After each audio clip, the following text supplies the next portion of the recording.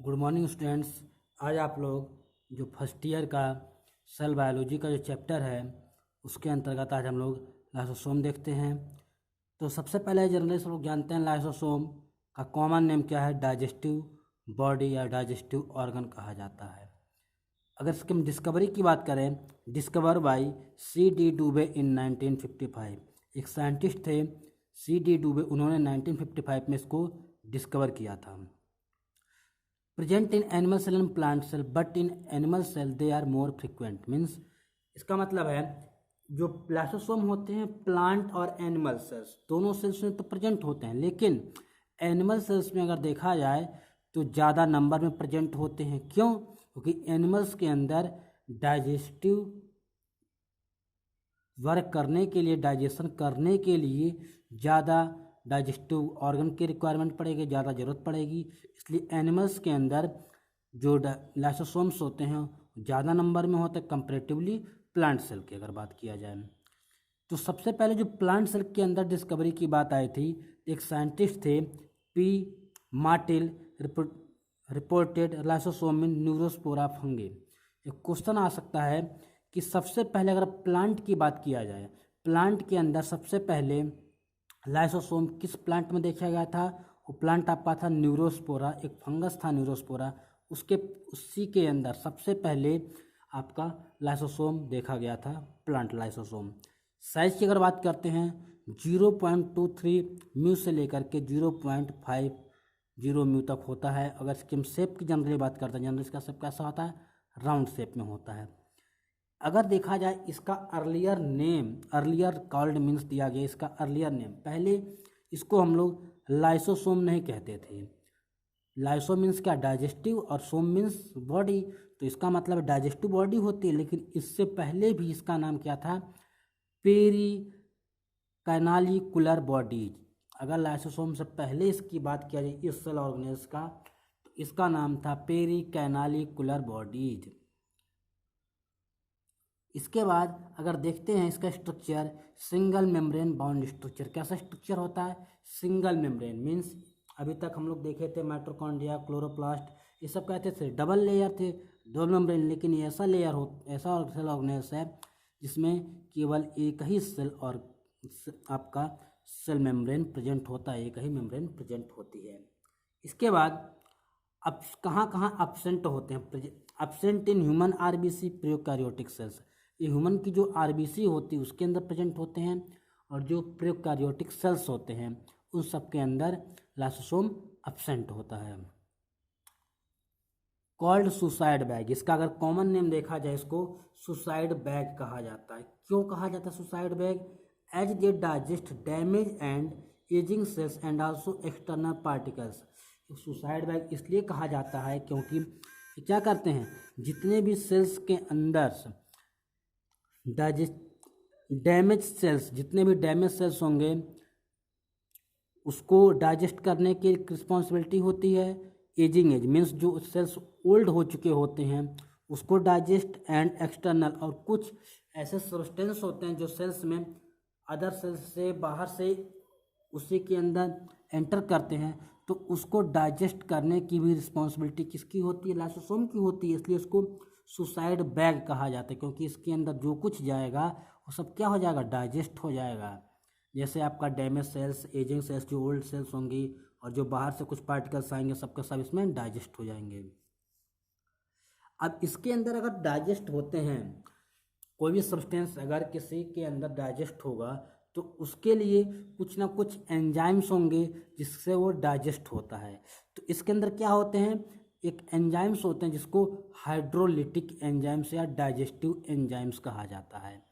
अब लाइसोसोम के अंदर ऐसा कोई केमिकल होगा जिससे डाइजेशन होता है तो उसको हाइड्रोलिटिक एंजाइम्स या तो डाइजेस्टिव एंजाइम्स कहा जाता है। Contains hydrolytic enzymes. Hydrolytic enzymes जो होता है वो क्या, उसके अंदर क्या क्या होता है उसको थोड़ा सा हम देखते हैं कि हाइड्रोलिटिक एंजाइम्स है तो उसके अंदर क्या होते हैं। आपका एक एंजाइम्स होता है एसिड फास्फोटेज।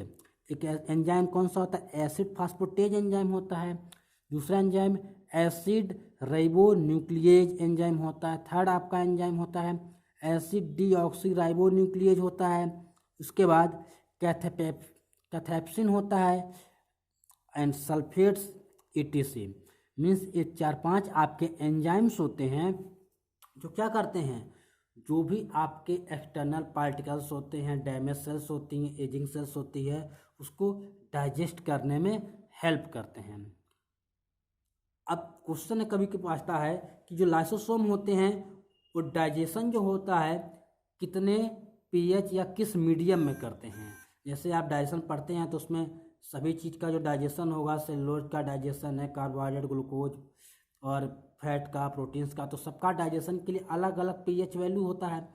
तो lysosomal enzyme work at acidic pH 5.0। Means कह रहा जो लाइसोसोम के एंजाइम्स होंगे वो acidic medium means acidic pH और pH कितना होगा 5.0 उस पर वर्क करते हैं। उस एसिडिक उस pH के ऊपर जो लाइसोसोम के एंजाइम्स होंगे, जो भी पार्टिकल्स होंगे, उसको डाइजेस्ट करते हैं।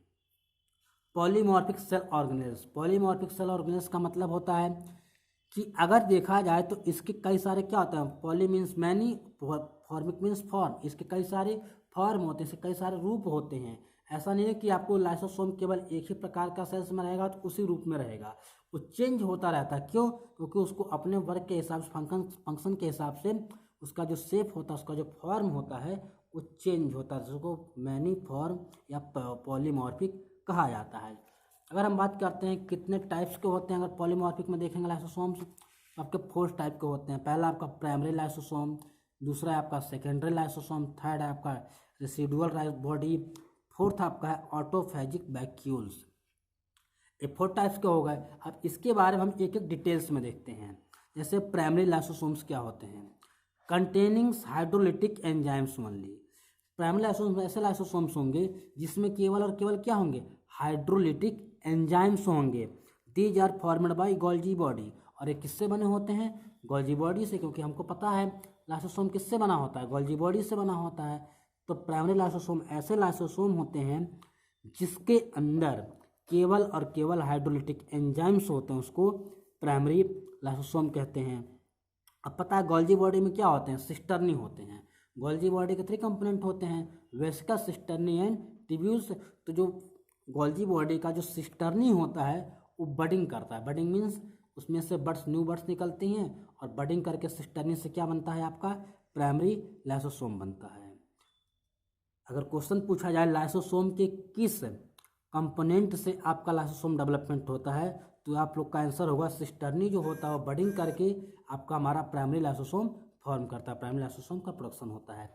अब दूसरा हमारा है सेकेंडरी लाइसोसोम्स।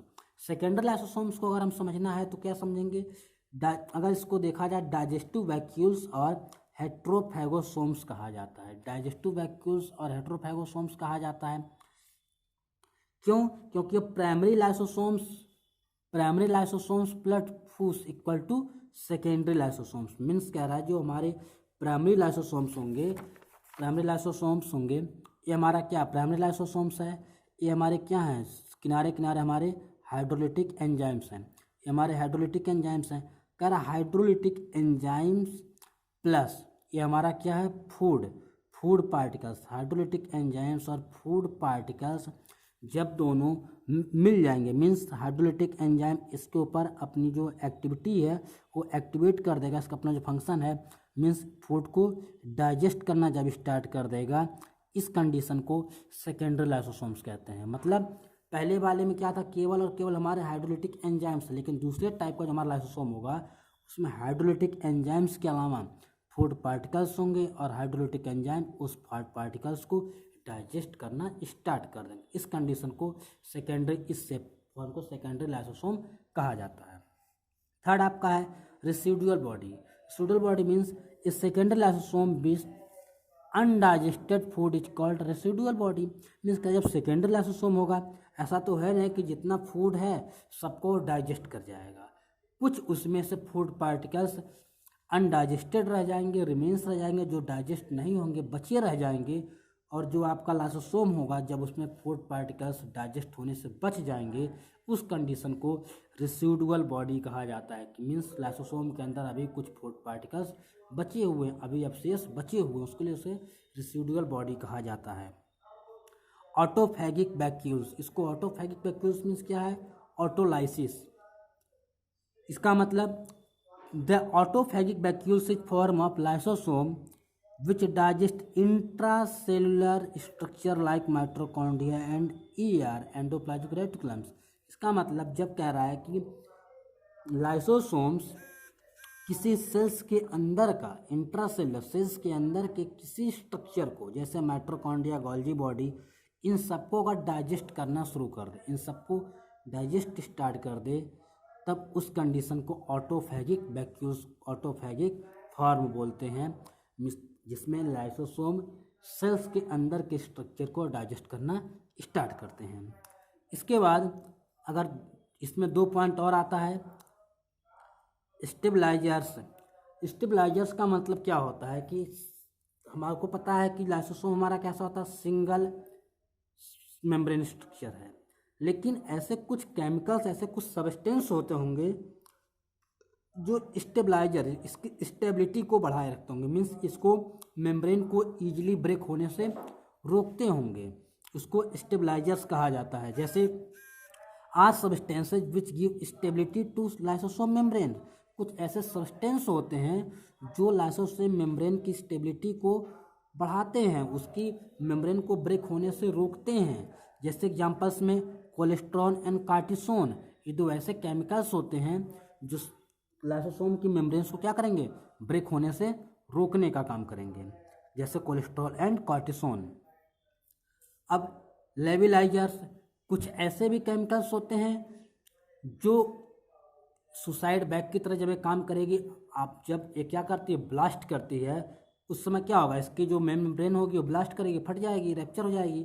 उस समय जो लेविलाइजर्स, कुछ chemicals or substance which destabilise the lysosome membranes, अगर कुछ ऐसे केमिकल्स होते हैं जो लाइसोसोम मेम्ब्रेन्स की क्या करते हैं, डिस्टेबलाइज करते हैं, मीन्स उसको ब्रेक करने में हेल्प करेंगे, लाइसोसोम मेम्ब्रेन को ब्रेक करने में हेल्प करेंगे। जैसे एग्जांपल्स हैं vitamin A, D, E and के, जो 4 विटामिन होते हैं ए, डी, ई एंड के, ये लाइसोसोम मेम्ब्रेन्स को ब्रेक करने में हेल्प करते हैं। और progesterone hormones, testosterone hormones and ultraviolet rays, ये ऐसे सब्सटेंस हैं जो लाइसोसोम की मेम्ब्रेन को रैप्चर करने में हेल्प करने का काम करते हैं।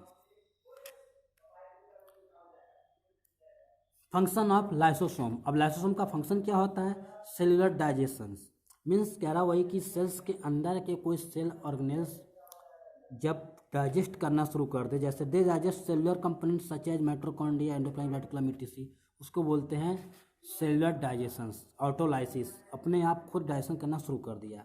डाइजेशन ऑफ एक्सटर्नल पार्टिकल्स, कुछ पार्टिकल्स बाहर से आते हैं, उसको डाइजेस्ट करने में हेल्प करते हैं।